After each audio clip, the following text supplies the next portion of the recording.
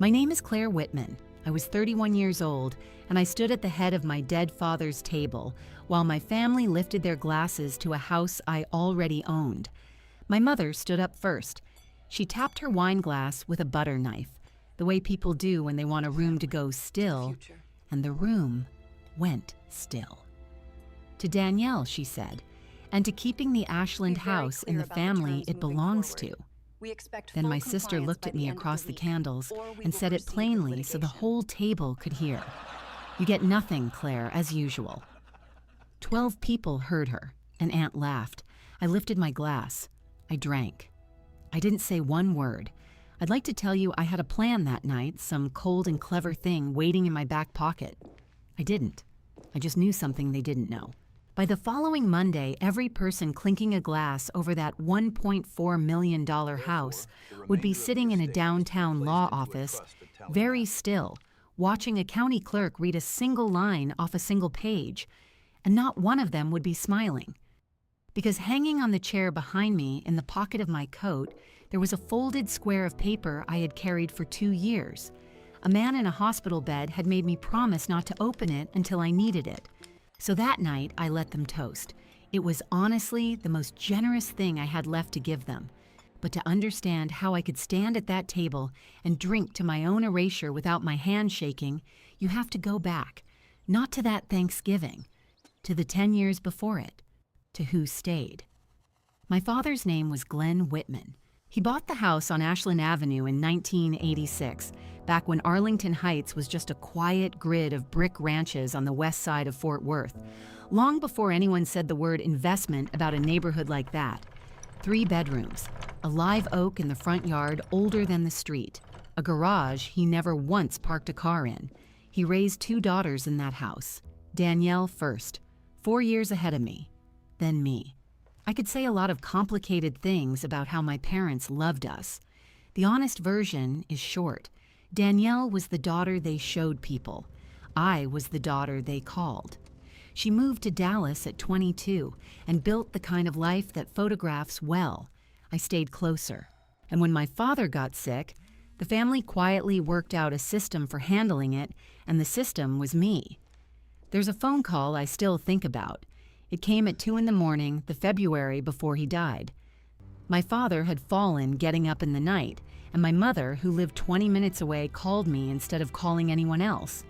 I didn't want to make a fuss, she said, and I didn't want to wake Danielle. She has the kids. I drove over in the dark. I got him up off the bathroom floor and back into bed. I sat with him until the sun came up gray over Camp Bowie Boulevard, and then I went to work. Nobody thought to call my sister. Danielle had the kids. I had a key and a car, and that, it turned out, was the whole shape of my job in that family. For 2 years, I drove him to the cancer center on Pennsylvania Avenue. Every other Tuesday, 8:45 in the morning. I learned which chair in the infusion room he liked, the one by the window. I learned every nurse by name. I learned that the treatment has a smell, that it gets into the fabric of your coat, and that after a while you stop noticing it, which is its own quiet kind of sad. In the car on those mornings, he didn't talk much. The radio stayed low on a station that played old country. But one morning, stopped at the light where Camp Bowie crosses toward the medical district, he said, out of nowhere, "You're the only one who ever shows up. You know that?" I said, "Somebody has to drive, Dad." He shook his head, slow. That's not what I said. I didn't have an answer for that, so I watched the light turn green. Danielle came twice in those 2 years. Both times she took a photograph. The first time she stayed about 40 minutes. She brought a paper bag of pastries nobody could eat and a bright voice that made my father tired. She fluffed his pillows, tilted her head against his shoulder, held the phone up at the flattering angle, and got the shot in 2 tries. "There," she said, checking the screen. "He looks good." He'd been awake for the picture and asleep again before she reached the front door. The caption, when it went up that night, said something about cherishing every single moment. Here's the thing nobody says about a house that's in the family. Somebody has to keep it standing. And that somebody is almost never the one they raise a glass to.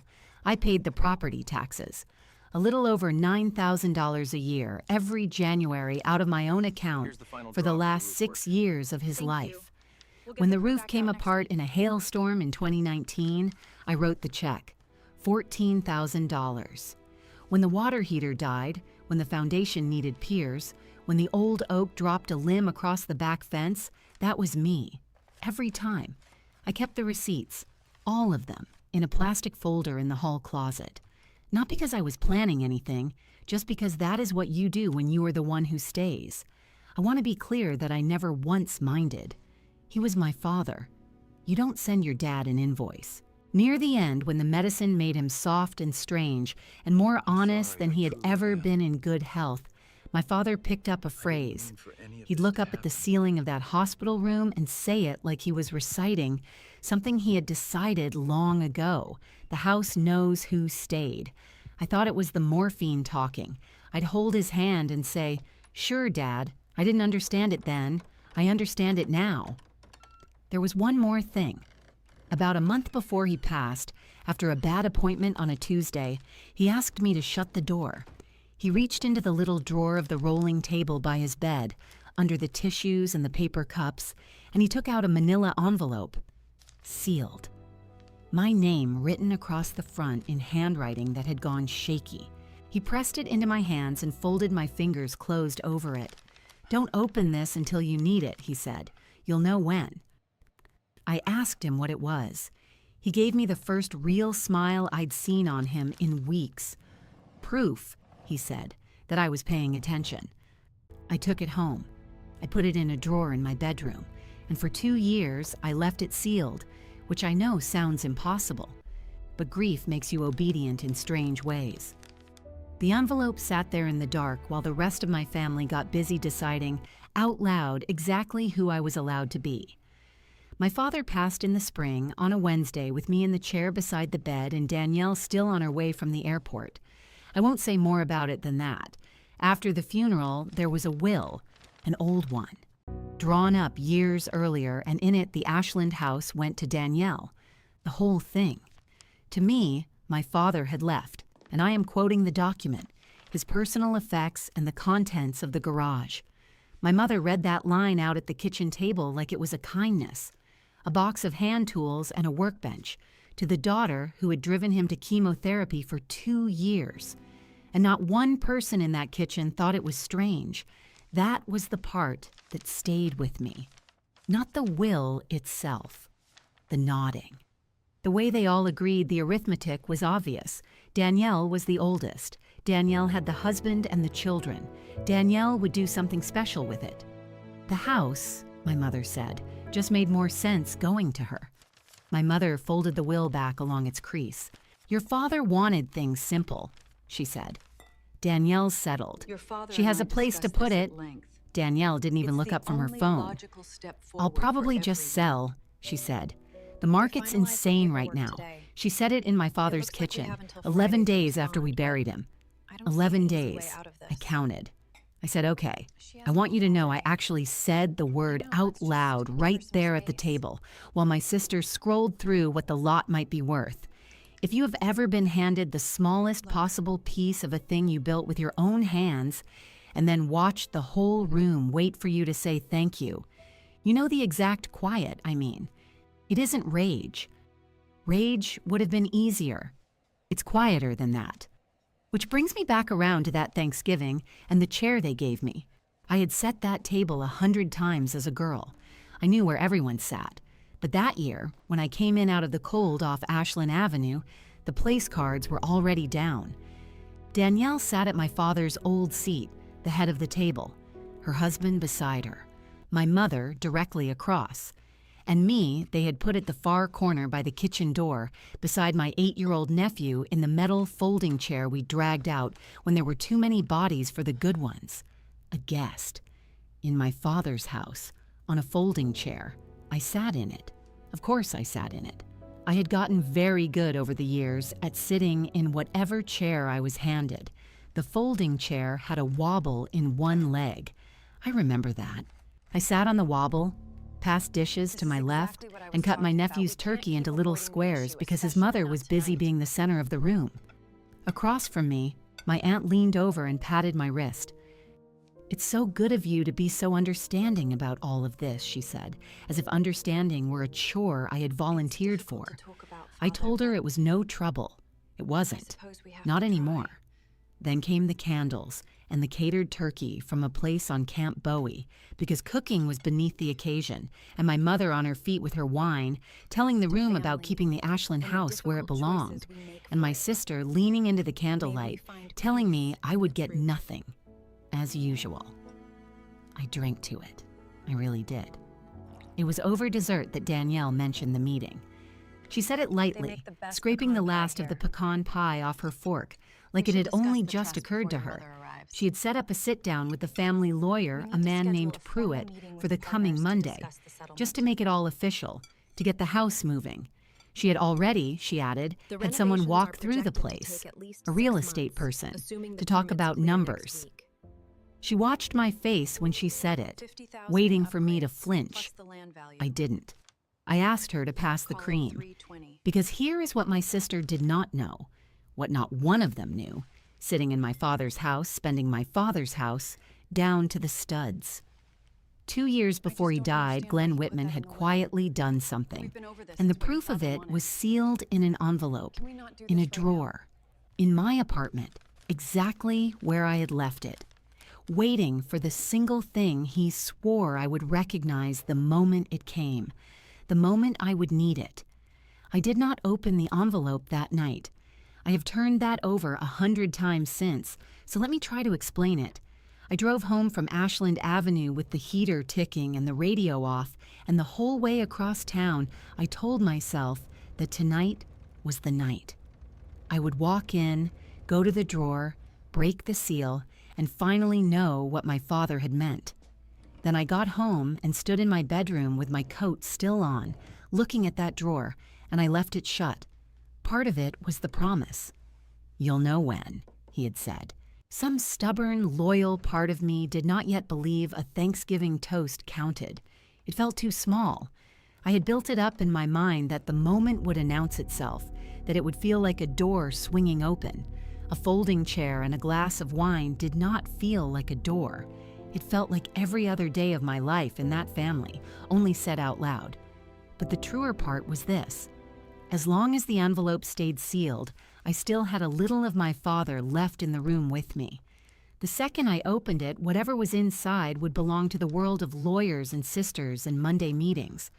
Sealed, it was still just between the two of us, so I left it shut one more night. I lay down in the dark and listened to the heater click, and I thought about a man saying a strange thing to a hospital ceiling. The house knows who stayed. I did not sleep much that weekend. Friday came in cold and bright the way late November does in Fort Worth, that thin blue sky that has no warmth in it at all. And I kept hearing my sister at the table, scraping her fork through the pie, saying she had set up a meeting to make it all official. Make what official? That was the thing that would not leave me alone. The will was the will. It already gave her the house. There was nothing left to make official, unless something in the picture was not what they all believed it to be. And the real estate person. She had already walked someone through the house. Through my father's house, with its live oak and its garage, he never parked a car in, putting a number on it while the rest of us were still learning to say his name in the past tense. The family group chat made it worse. I had stayed in it because leaving felt like a statement I did not have the energy to make. So all weekend, my phone lit up in the dark. Danielle had renamed the thread Something Cheerful with the house in it. She posted a photo of the live oak. She posted, late on Friday, that she had spoken to a lovely agent and that they both thought the place would move fast in this market, maybe even before Christmas, and that she would keep everyone posted. My mother answered with 3 little hearts. An aunt wrote that Dad would be so proud of her for handling everything. I read all of it and I typed nothing, which by then was the only thing anyone in that chat expected me to type. Somewhere around 3 in the morning, I remembered something I had read once. The way you remember useless things at 3 in the morning. Property records are public. Every deed, every transfer, every time a house changes hands, it gets written down and filed at the county, and anybody at all can walk in and look. I lay there holding that thought. If my father had done something with the house, something real, it would not be a secret folded in a drawer. It would be a fact, sitting in a public file with a number stamped on it downtown, waiting for somebody to come ask. I decided I would rather walk into Monday knowing than guessing. The Tarrant County clerk keeps the deed records downtown, in the government offices clustered near the old pink granite courthouse on Weatherford Street. I had driven past that courthouse my whole life and never once had a reason to go inside the buildings behind it. Friday morning, I did. It was quiet in there, the way public buildings go quiet the day after a holiday, half the lights on and half the desks empty. I went through the metal detector, put my keys and my phone into the little gray tray, and an officer who looked like he would rather be anywhere else waved me through. An elevator with a scratched steel door took me up. I followed the signs to the deed records division and pushed open a heavy door into a long room that smelled like paper and warm electronics and old carpet. There were public terminals along one wall, boxy computers bolted down to the desks, and a wide counter at the front. Behind the counter, a man sat at a screen with a paper cup of coffee gone cold beside him. He was maybe 60, with reading glasses pushed up into gray hair and a county badge clipped to his shirt that said his name was Raymond Ortiz. He looked up when the door shut behind me. "Help you find something?" I had practiced what I would say in the car, and it still came out smaller than I meant it to. "I'm trying to look up the history on a property," I said. "A house. I want to see who's on the deed." "You came to the right window." He did not seem to find anything strange about a woman showing up alone the morning after Thanksgiving to ask who owned a house. I imagine, in that job, you see every kind of family there is, and most of them are coming to you because something has already gone sideways. "You got an address for me?" I gave it to him. Ashland Avenue. I gave him the house number too, the one that had been painted on the curb in front of that live oak since before I was born. He typed it in slow, 2 fingers, the way men his age type, and then he waited, and the screen drew itself in line by line. I stood at the counter with my hands flat on the cool laminate, and I watched his face instead of the screen, partly because I could not see the screen from where I stood, and partly because his face was easier to read. "Whitman," he said, half to himself, reading. "Glenn Whitman." My chest went tight at the sound of my father's name in a stranger's mouth, said flat and official, like a piece of data instead of a loss. "That's my father," I said. "He passed about 2 years ago." Raymond glanced up over the reading glasses, and something in his face shifted a degree, the way people soften when the paperwork in front of them turns out to be attached to a real person. "I'm sorry to hear that," he said. Then he went back to the screen, scrolling, and his eyebrows drew together a little. "All right. So here's your chain of title.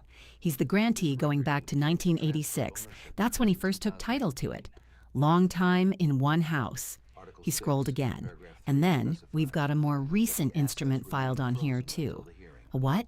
"A deed. A later transfer." He clicked and read, and I watched him read it through twice before he said anything, his lips moving slightly the second time, the way a careful man double checks before he tells you something he can tell is going to matter. "General warranty deed," he said. "Recorded, let me see here. Recorded a little over 4 years ago, in the spring." He tilted his head. "Grantor. That's the one giving the property away. That's Glenn Whitman." "Okay," I said. My voice did not sound like my own. "Grantee," he said. "That's the one receiving it." He read the line to himself. Then he looked up at me and then back down at it and then up at me again, and I watched him put the 2 halves together a half second before I let myself do the same. "Grantee here is a Claire Whitman." The room did a slow, quiet tilt, like the floor of a boat. "That's me," I said. "I'm Claire Whitman." Raymond Ortiz set his cold coffee down very gently, as though it had suddenly become breakable. "Well," he said, "then this is your house, ma'am. Has been for 4 years. I made him read it again. I am not proud of that, but I did. I asked him to read me the whole thing, slow, and he did. because he was a patient man in a quiet office, and he understood, I think, that I needed to hear every word land somewhere solid. General warranty deed, he read. Grantor Glenn Whitman, a single man. Grantee Claire Whitman, conveying the land and the improvements at the Ashland Avenue address. He gave me the instrument number off the top of the record. That long string the county stamps onto a thing the moment it becomes permanent and real.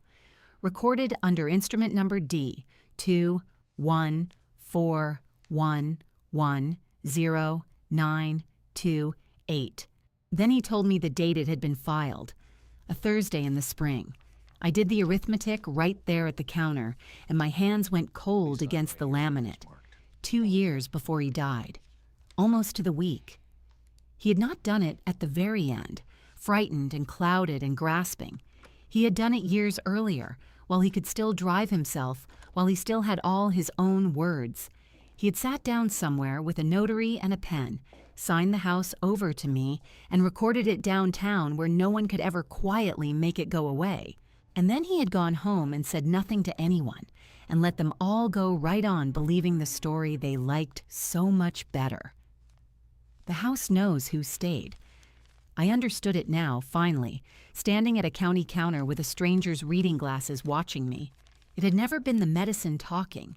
It had never been some soft, sweet thing a sick man says to the heir. It was a receipt. He had been telling me, in the only way a proud and private man knew how, that he had already closed out the account, that he had counted every early morning and every other Tuesday and every check I wrote without ever being asked, and that he had done the math long before any of them sat down with a lawyer to do it for me. "Can I get a copy of this?" I asked. "An official one." "A certified copy," Raymond said, already reaching under the counter for a form. "It's $1 a page for the copy plus the fee for the certification. Folks usually want it certified when it's fixing to matter to somebody." He looked at me over the glasses one more time, mild and steady. "This going to matter to somebody?" "Monday," I said. "It's going to matter on Monday."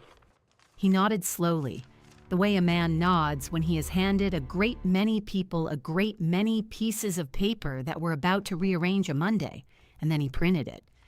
I watched the certified copy come off the machine warm, the county seal pressed into the corner, my own name sitting there on the grantee line in plain black letters, where it had been sitting, public and permanent, for 4 years, while my family decided out loud over candles and catered turkey that I would get nothing. I paid in cash. I folded the copy along its crease, careful, and slid it into my bag beside my wallet, where I would know exactly where it was without having to look. Then I walked back out past the metal detector and the board officer, out through the heavy doors and down the steps into the hard, bright cold of downtown Fort Worth. And I stood on the sidewalk for a minute with that old courthouse rising up pink against the thin blue sky, and I let myself breathe. I had walked in that morning only to stop guessing. I had what I came for now, and a good deal more than that. The house on Ashland Avenue was mine. It had been mine for years, and the certified copy in my bag said so in language that no toast at any dinner table could argue its way around. All that was left was to decide what kind of Monday I wanted it to be. I drove home from downtown the long way, which is not something I usually do. I went up West 7th and crossed over onto Camp Bowie, where the old brick paving hums under the tires, like it is trying to tell you something. Past the antique shops with their lamps lit in the windows, and the live oaks that have stood along that street longer than anyone living. The certified copy rode in my bag on the passenger seat, folded once along its crease, the county seal pressed into the corner.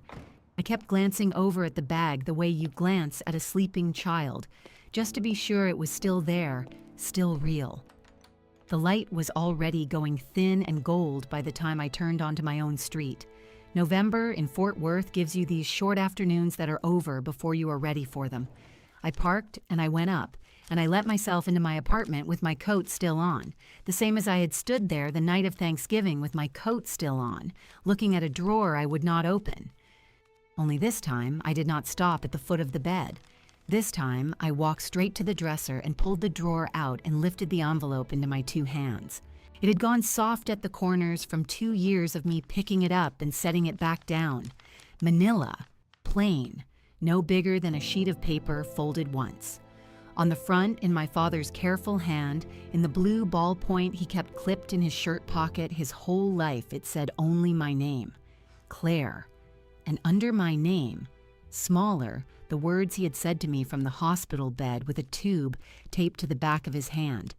Open this when you need it. I needed it now. I had a sister with a lawyer and a listing and a Monday. And for the first time in 2 years, I could say to that envelope, with my whole chest, that the time he meant had finally come. I sat down on the edge of the bed. I worked my thumb under the flap where the tape had gone brittle and amber with age, and I opened it slow, the way you open something you cannot ever seal back up the same way again. The flap gave with a small, dry sound. I reached in. The first thing my fingers found was heavy paper, the good kind with a little tooth to it, the kind that means a thing was meant to last. I drew it out into the lamplight, and there it was, a warranty deed. The original. Not a copy run, warm off a county machine, but the very page itself. The one that had been signed in a room somewhere 4 springs ago. His signature sat at the bottom in that same blue ink, Glenn Whitman, with the long, proud loop on the G that I would have known anywhere on this earth. Beside it, pressed into the paper, was the raised seal of the notary, and when I ran my thumb across it, I could feel the letters standing up off the page. The date was a Thursday in spring, 2 years before I lost him. In the corner, in pencil, in a clerk's small hand, was a long number. I did not have to check it against my bag. I already knew. It was the same string Raymond Ortiz had read aloud to me that morning, slow, off his screen. The same house, the same instrument, one copy public and permanent downtown, and the other one here in my hands, where my father had hidden it in plain sight in a drawer in his daughter's apartment, trusting me not to look until he told me to. There was a second page behind it, folded in thirds, a sheet off a legal pad, the holes still ragged down one side. His handwriting, smaller now, the way it got near the end when his hands had started to shake a little. I unfolded it and I read it once fast, the way you do when you are afraid of it, and then I made myself go back and read it slow. Claire, it said, if you are reading this, then the time came, and I am sorry it came. You were always the one who showed up. I want you to know I saw all of it. I kept everything. Look in the folder. The roof after the hail in the spring, the water heater that gave out in January, the taxes the year I came up short and did not want to tell anybody. All the Tuesdays you drove me when you said it was no trouble. It was trouble. I knew it was. I was never any good at saying a thing like this out loud at a table full of people. So I went and said it somewhere it could not be taken back. The house knows who stayed. Now it is yours on paper too, the way it has been yours in every way that ever counted. Do not let anybody make you raise your voice about it. You will not have to. Love, Dad. There was, in fact, a folder. Down in the bottom of the envelope, flattened, a thin cardstock folder gone gray at the edges. I drew it out and opened it across my knees, and inside was the proof of every word he had written. Receipts, years of them. The hardware store on Camp Bowie, the roofing company, the plumber, all of it. Property tax statements stamped paid, with the canceled checks clipped behind them, and on every check my own handwriting, my own signature next to his. The two of us together on the line at the bottom. He had saved the carbon from the time I co-signed, so the lender would not foreclose the year the payments got away from him. He had saved it all, quiet, in a folder, the same way he had saved the deed, building a case for me, without ever once telling me he was building it. I did not cry the way you might think. I want to be honest about that. I sat on the edge of my bed in my coat with my father's handwriting across my knees, and what came up in me was not a flood. It was something quieter and steadier than that. I pressed the flat of my hand down on the legal pad page, over the words as if I could keep them warm, and I sat like that a long while as the room went dark around me, and I did not bother to turn on another light. The house knows who stayed. He had not been wandering. He had not been confused. He had been handing me the answer to a question my family had not even asked yet, 2 whole years before they sat down over a holiday and answered it wrong on purpose. The weekend came on slow and cold after that. Saturday, the group chat went off again before I'd even had my coffee. Danielle had been busy. She posted that she had walked the agent through one more time and that they had settled on a number they both loved. My mother sent the little hearts. An aunt wrote that it was a blessing to see one of the girls step up and carry things the way Danielle was carrying them. I read all of it sitting at my own small table with my father's folder squared up in front of me, and I typed nothing, because nothing was still the only thing any of them expected from me, and because for once, their silence about me was working entirely in my favor. It was Sunday afternoon that I found the listing. I was not even looking for trouble. I typed the Ashland Avenue address into one of those real estate sites the way you press on a bruise to see if it still hurts, and the page loaded, and there it was. My father's house. The brick ranch with the live oak out front, photographed from the curb in hard winter light. Somebody had been inside. There were pictures of the front room with his chair already gone, pictures of the kitchen scrubbed down and staged with a bowl of green apples that had never once sat on that counter while he was alive. Coming soon, it said across the top, and the price, sitting there bold, just under $1.5 million. The contact listed was the agent, and beside the agent as the seller was my sister's name, Danielle Whitman, offering the world a house that the world could look up downtown and see, in plain black letters, did not belong to her at all. I did not feel angry looking at it. I have tried to find the anger since, and it simply was not there. What I felt was something closer to the way you feel. Watching someone step confidently onto ice, you happen to know is thin. I took a picture of the screen, the whole listing, the price, her name, the date. I saved it next to the photograph I had already taken of the certified copy. I was keeping receipts now, too. I had learned it, after all, from a careful man. Sunday night, I laid everything out on the table under the lamp, and I looked at it all together.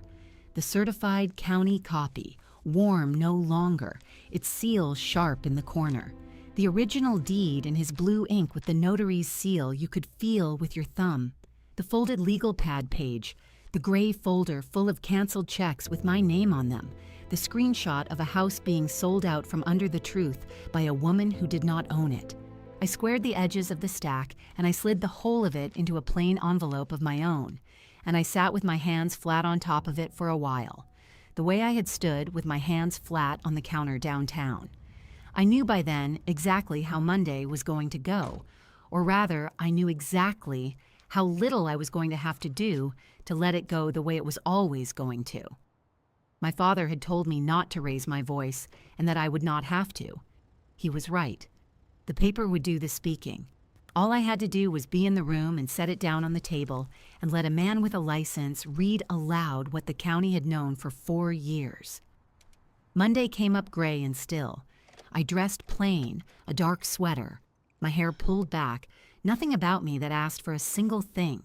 I ate something I do not remember eating. Then I put the plain envelope in my bag where I would know exactly where it was without looking, and I drove across town to the lawyer's office, a low brick building off University with bare crepe myrtles, out front and a flag hanging limp in the cold. Pruitt, the name on the glass said, attorney at law. The same Pruitt my sister had announced at the dinner table, scraping her fork through the pie, as the man who was going to make it all official. Danielle's car was already in the lot when I pulled in, parked crooked across 2 spaces the way she had parked her whole life, certain the lines were drawn for other people. My mother's car sat beside it. I parked at the far end by myself, and I turned the engine off and sat for a moment in the quiet.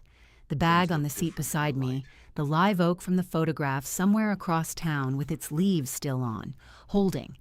Then I picked up the bag, and I walked across the cold lot, and I pulled open the glass door into a small, warm waiting room that smelled of carpet and burnt coffee. A woman at a desk asked my name.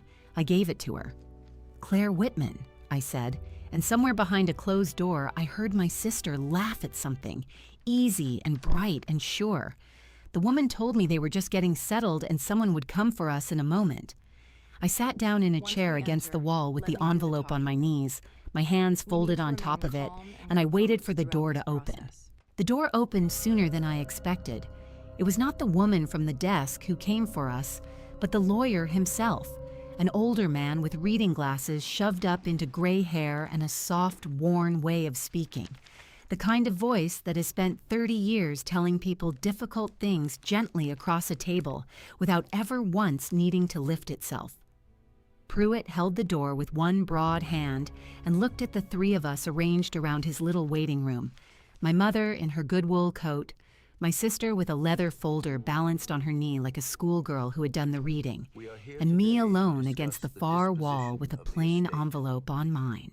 I watched something move behind his eyes, some old instinct a man gets after a lifetime of this work, the way he can tell at a glance which families have come to sign and which have come to settle a thing that was never gonna settle easy. "Y'all come on back," he said. We filed down a short carpeted hall and into a conference room with a long table of dark wood and one window that looked out onto University Drive, where the bare crepe myrtles stood in a row against the gray, their bark peeling pale in the cold light.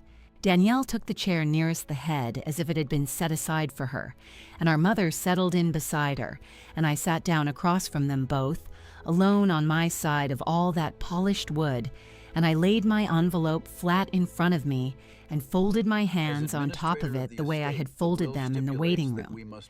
Pruitt took the head of the table and opened a thin file and put his glasses down onto his nose. "Well," he said, "I appreciate everybody coming in. Let me just lay out where we are, so we're all looking at the same page." Danielle could not wait for him to do it.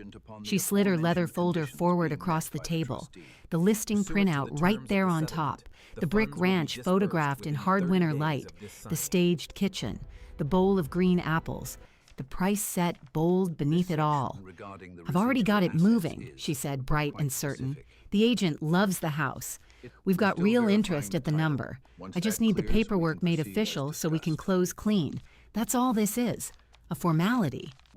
"That's right," our mother said, and she reached over and patted the back of Danielle's hand, and she looked at me across the candleless daylight of that room the same way she had looked at me across the candles.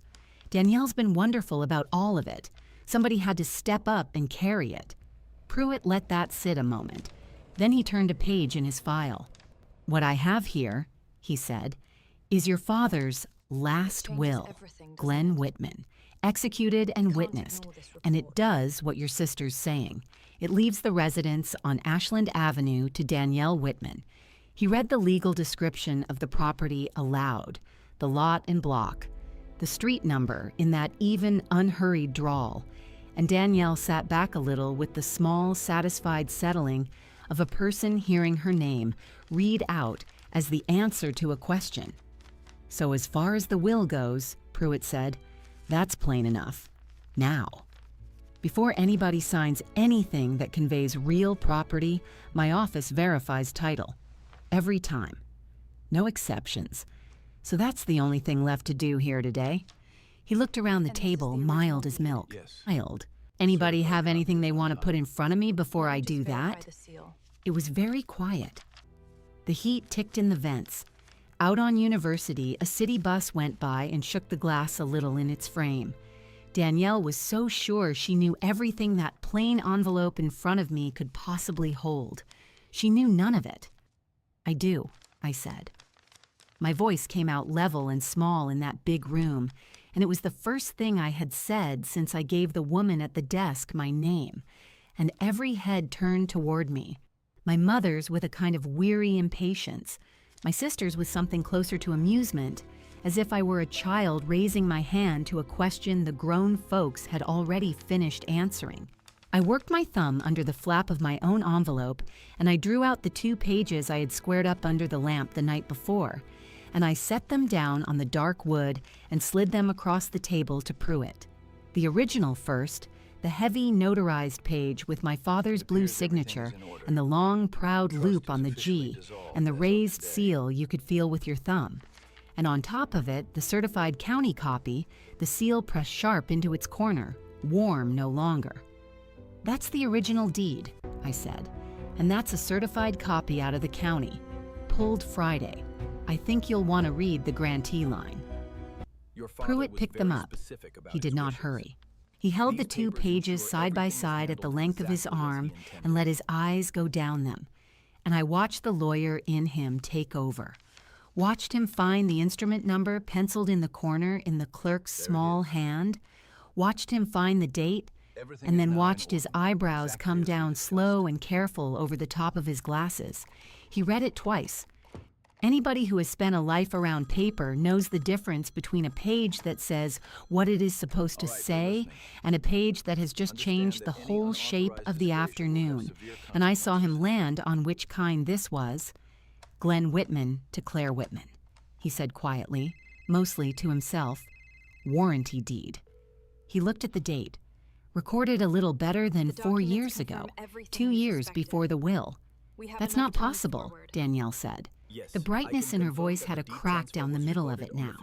That house was Dad's. It was in his name. It was always in his name. "It was in his name," Pruitt said gently, "until he deeded it. A person can convey his own property to whoever he likes while he's living. That's his right." He set the pages down flat. "But I don't take any document at face value, not even one with a seal on it. So let's do exactly what I said we'd do." He pulled the desk phone over by its base, and he dialed a number he did not have to look up, and he pressed the speaker button as he did it, and he told the table without any drama at all. I always put the county on speaker. I like everybody to hear the same thing at the same time. It rang once, twice, and a voice came onto the line into that quiet room, a man's voice, mild and steady and unhurried, a voice I had stood across a counter from only a few days before while it read this very number off a screen to me, slow enough to write down. "Tarrant County, Deed Records. This is Raymond. Raymond, it's Pruitt's office, off University. I've got a recorded instrument I need you to confirm for me, live, while I've got the parties sitting here." He read the long string of the instrument number off the certified copy, slow, digit by digit. I heard keys moving on the other end. A short pause that felt longer than it was. And then Raymond Ortiz read it back to all of us, the way I suppose he has read 1,000 records back to 1,000 people who needed to know, with that same flat county patience that does not care who is sitting at the table or what they hoped the answer would be. "All right, I've got it on the screen," Raymond said. "Warranty deed, recorded. Grantor, Glenn Whitman. Grantee," and he said it without any weight on it at all, which is what made it land like it did. "Grantee, Claire Whitman. Recorded a little over 4 years back. It's the operative instrument on that property. Anything filed after that wouldn't touch it." Nobody said a word. My mother had gone very still beside my sister. Danielle was staring at the listing printout in her own folder, the brick house and the green apples and the price in bold, as if she could make Raymond's voice be wrong by looking hard enough at a picture. "Appreciate it, Raymond," Pruitt said. "That's what I needed." And he set the phone back down in its cradle, and the voice that had recorded the truth 4 years ago and kept it on a screen downtown all that time was gone out of the room, and only the truth it had read was left sitting there on the table. Something happened to my mouth then. It was not a grin, and it was not anything I chose. It was the small private loosening you feel in your whole face when you finally set down a thing you have been carrying so long with both arms that you had stopped noticing the weight of it, the ache of having carried it, the only proof you had left that it was ever heavy at all. I reached down into my bag, into the inside pocket, and I took out the single brass key to the house on Ashland Avenue, the one my father had pressed into my hand years before I ever understood why, worn smooth and warm from riding on my own ring through every one of those Tuesdays. I set it on the dark wood, and I slid it across the table, the last few inches toward Pruitt. "I'd like it all done properly," I said. "Whatever has to be filed. I want it clean." Pruitt looked at the little key sitting there in front of him. Then he picked it up and he leaned across the table and he set it back down in front of me and pushed it the last inch home under my hand. "Miss Whitman," he said, "there's nothing here for you to hand anybody. You can't convey a thing to yourself. It's already yours, and it's been yours, and the county's known it the whole time." He turned then to my sister, and his voice did not get hard, it only got very plain. "Danielle, that listing has to come down today. The estate can't sell what your father didn't own when he passed.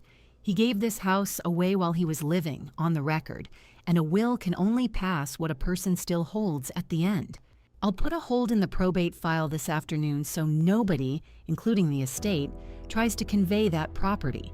It's protected now. It'll stay protected." He said it the way you read a man his own weather, not unkind, just true and not arguable, and over.